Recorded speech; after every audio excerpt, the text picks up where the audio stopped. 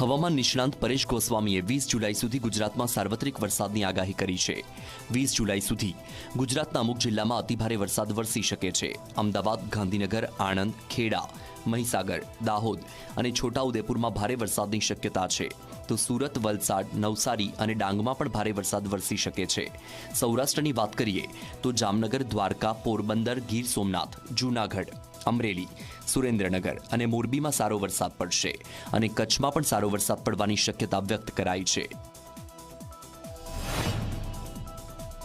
16, 17 અને 18 તારીખ આમ 3 દિવસ સુધી દક્ષિણ ગુજરાતના સુરત, વલસાડ, નવસારી અને ડાંગ જિલ્લામાં પણ અતિ તીવ્રતા સાથે ભારે વરસાદ પડે તેવું એક અનુમાન છે અને સૌરાષ્ટ્રની અંદર જામનગર, દ્વારકા, પોરબંદર, ગીર સોમનાથ, જૂનાગઢ અને અમરેલીના અમુક ભાગો છે જેમાં પણ અતિ ભારે વરસાદ થઈ શકે છે, જેમાં ખાસ કરીને મધ્ય ગુજરાતની અંદર પણ અતિ તીવ્રતા સાથે વરસાદ પડશે, એવી રીતે દક્ષિણ ગુજરાતમાં પણ અતિ તીવ્રતા સાથે વરસાદ પડવાની શક્યતાઓ છે અને સૌરાષ્ટ્રના જે જૂનાગઢ, ગીર સોમનાથ, પોરબંદર, દ્વારકા અને જામનગર જિલ્લા જેવા વિસ્તારો છે એમાં લગભગ મારું એવું માનવું છે કે 10 થી લઈને 15 ઇંચ સુધીના પણ વરસાદની શક્યતાઓ રહેલી છે। એટલે 16, 17 અને 18 તારીખ આમ કન્ટિન્યુ